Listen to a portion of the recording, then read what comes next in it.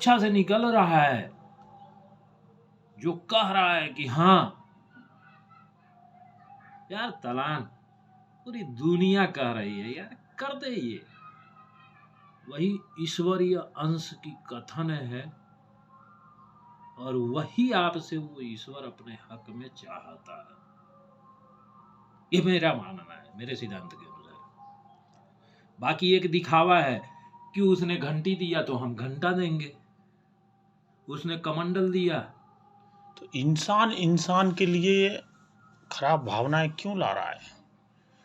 और ये जो दूसरा के सुख से जो दुखी हो रहा है इंसान, ये ऐसी भावनाएं क्यों आ रही हैं? ईर्षा, ईर्षा, ईर्षा और द्वेष। हर आदमी सोचता है, हर आदमी सोचता है मैं उससे बेहतर बनूं। हर आदमी सोचता है मैं उससे बेहतर बनूं। अगर कोई कमंडल लेकर के आता है मंदिर में दान करने के लिए, तो उसमें उस पात्र में जल भरना भी एक दान है, जिसकी उस जल की कीमत पैसे से तोली नहीं जाएगी, तौली नहीं जा सकती है, क्योंकि वो जीवन है, जल जीवन है। लेकिन मनुष्य को क्या दिखता है? वो धातु दिखता है, वो कमंडल रूपी धातु दिखता है। तो वो सोचेगा नहीं, उसने कमंडल दिया है तो मैं घंटा दूंगा, उससे बड़ा है। अपने आप तो उसे जताता है। ये एक होड़ है। और मनुष्य है क्या? शास्त्रों के अनुसार निमित्त मात्र, जिसकी एक सीमा रेखा खींची गई है, जिसका सीमा रेखा खींचा गया है कि ये इतना ही है, और वो उतना है कितना है ये वो भी नहीं जानता है, जबकि वो कहता है कि मैं सब कुछ जानता हूं। भाई ऊपर वाले ने तो उसी टाइम हमारे लिख के भेज रखा हो ना, ये क्या करेगा, ये क्या है, उसके बाद जो तुम कर्म करोगे उसको लिखित में डालता है। ईश्वर ने क्या लिखा क्या नहीं लिखा, न उसकी किताब हमारे पास है और न वो हमें बताने आता है, नहीं बताने आता है। लेकिन हाँ, जिस दिन गर्भ में हमारी स्थापना हो गई, किसी भी जीव का जब उसका गर्भाधान हो जाता है और जब उसकी पीरियड बढ़ने लगती है और जब उसका रूप रेखा ढांचा तैयार होने लगता है, तो एक अंश जो है निर्माण कार्य में लग जाता है। और जैसे जैसी उसकी ढांचा निर्मित होती है, उसके विखंडन के भी दिन जो है उसके अनुसार निर्धारित होने लगते हैं। और जब वो गर्भगृह से बाहर निकलता है, यानी कि जब उसका जन्म होता है, मैन्युफैक्चरिंग, वो मैन्युफैक्चरिंग निर्माण हो गया, तो जन्म हुआ और उसी के साथ उसकी मृत्यु। अगर जन्म ही नहीं हो तो मृत्यु क्या लिखेगा ही नहीं, सत्य होगा ही नहीं। जन्म सत्य है और मृत्यु अटल सत्य है।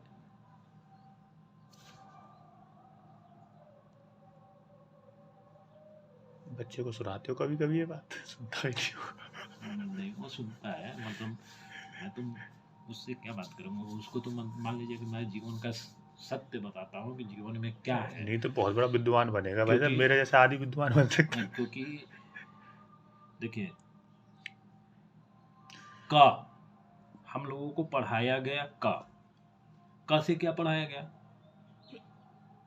का से कबूतर पढ़ाया गया, का से कलम पढ़ाया गया, का से करघा बताया गया।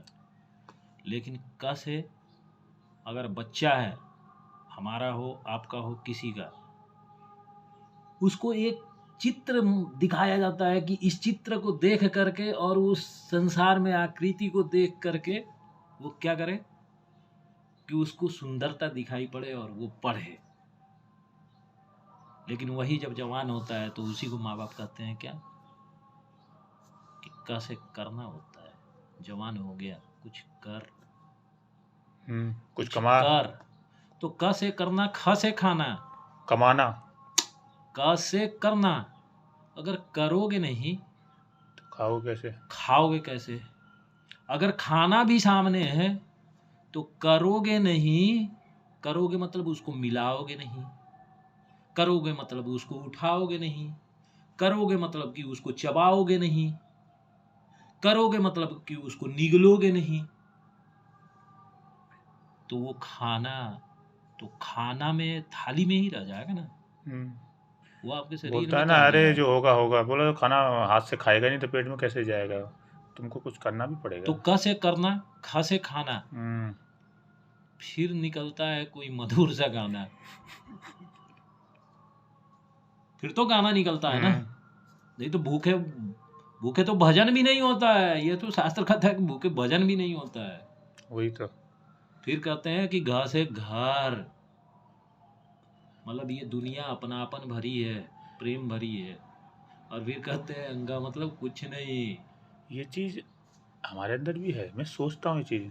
दूसरे जो कोई बहुत आदमी अपना जो घर का परिवार का जो सुखी या खुश रहता है तो हमें खुशी में, दूसरा कोई बेचारा वो लोग अपने नसीब से चल रहा है या कर रहा है मेहनत, अगर वो खुशी या कोई डेवलप करता है तो एक हमारे अंदर भी साला वही मन है, वो तो अरे साला ये कैसे डेवलप करे, कैसे अच्छा कर रहा है, और हम उसकी अपनापन लेके आ जाएं, और कोई अच्छा मित्र है या कोई तो या मतलब कोई घर का है तो उसके लिए वो चीज़, उसके लिए क्यों नहीं सोच सकते हो, अरे ठीक है इसके अच्छा कर रहा है तो इसको अच्छा नसीब भोग रहा है, ये चीज़ बोलने से और या मन में नहीं ठानना से नहीं ठानता साला। नहीं, ये देखिए, मैं ये नहीं बोला दूसरा नहीं आदमी, अपने नहीं अंदर नहीं में भी यही होता नहीं जा रहा नहीं है। नहीं नहीं नहीं, देखिए, खुशी वो है, हम्म खुशी वो है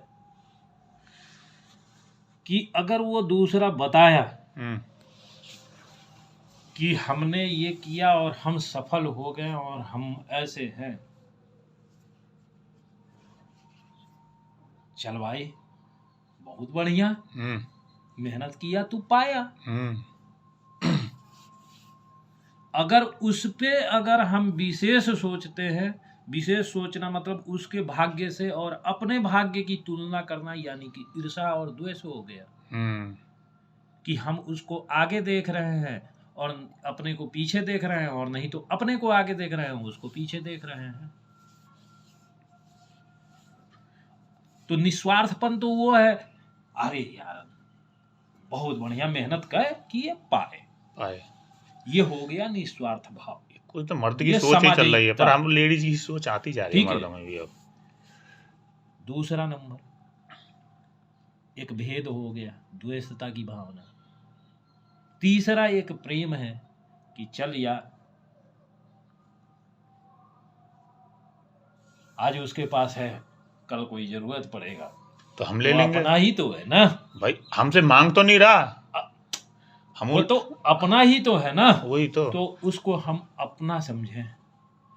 कभी जरूरत पड़ेगी हम खुद, और हमें भी जरूरत पड़ सकती। लेकिन सवाल ये है कि हम आडंबरों के चक्कर में हैं कि हम उससे कैसे आगे, जबकि हकीकत ये है कि ये भूगोल की जो गोल आकृति है उसके आगे बॉर्डर बंधा हुआ है। बहुत सी लेडी लोग कहता है, जैसे हमने अपने छोटे भाई को पढ़ाया, उसको सीए करवाया, बोलता है बेशक पैसा लगाया, तुम्हारे लिए क्या फायदा, तुमको क्या करेगा बनने के बाद। मैं बोला कुछ करेगा नहीं तो हमसे मांगेगा भी नहीं, अगर वो सक्सेस हो जाता है हमसे पैसा नहीं मांगेगा, आगे को मांगता है तब भी परेशानी है। ना, हमारे कहने का मतलब कि हम इस धरती पे आए किस लिए हैं?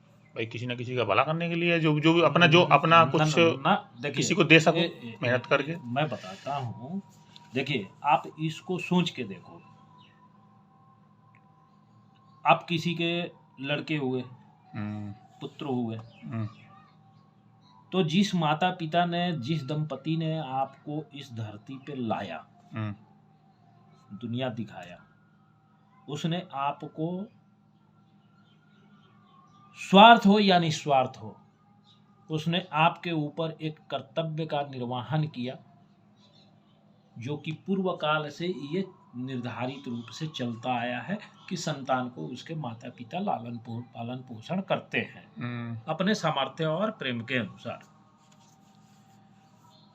उसमें अब आपके भाग्य के ऊपर है, पूर्व भाग्य नहीं, भाग्य मतलब वो पूर्व जन्म के कर्म की कमाई, जिसके अनुसार आप जो है वैसे परिवार में आते हैं कि आपको आपके लालन पालन में जो सुविधा, मतलब जैसे किसी बच्चे को मतलब बेहद अच्छे कपड़े मिल रहे हैं, बेहद अच्छा भोजन मिल रहा है, माता पिता के प्रेम में कमी नहीं है, लेकिन ये आपके पूर्व जन्म के भाग्य है कि कोई मतलब बेहद अमीर परिवार के घर में पैदा होता है और कोई गरीब परिवार के घर में पैदा होता है, किसी को दूध मिलता है और किसी को चावल का पानी मिलता है।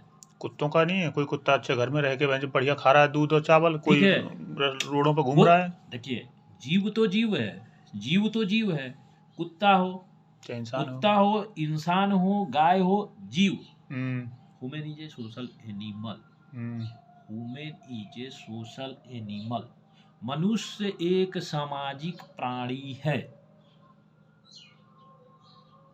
तो प्राणी तो कुत्ता भी है, कुत्ता भी है, गाय भी है, सबके अंदर जीव पड़ा हुआ है। सबके अंदर जीव है।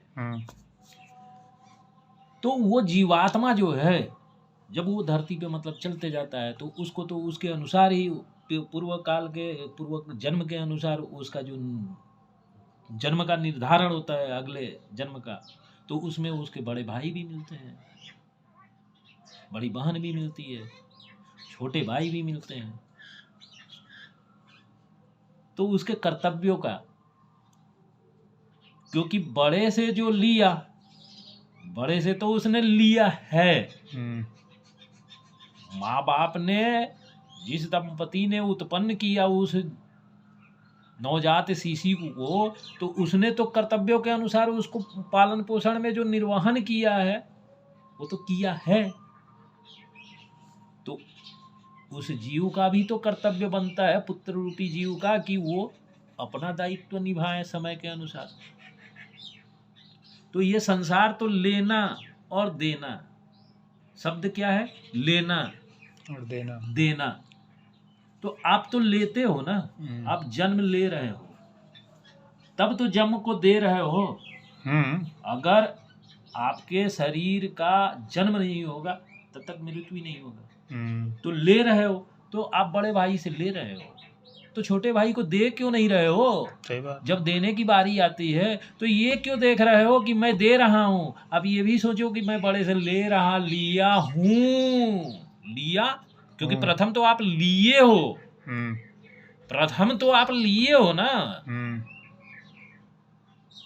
डर तो उस समय होना चाहिए था ना, जन्म लेने से पहले, कि मृत्यु होगी। अब जन्म ले लिए तो मृत्यु का कैसा डर? हाँ, डरता ही नहीं लोग बाग, ठीक है ना। खराब से खराब काम करता है। हाँ, डरता ही नहीं है कि मैं मरूंगा भी, खराब से खराब काम भी करता वो है, सब वही अच्छे से अच्छे करता है। सब वही करते हैं कि मरना तो वही है, कर ले कर ले कर ये ले। एक सत्य है, मरना एक सत्य है। हाँ, मरना एक सत्य है। और उसकी देखिए,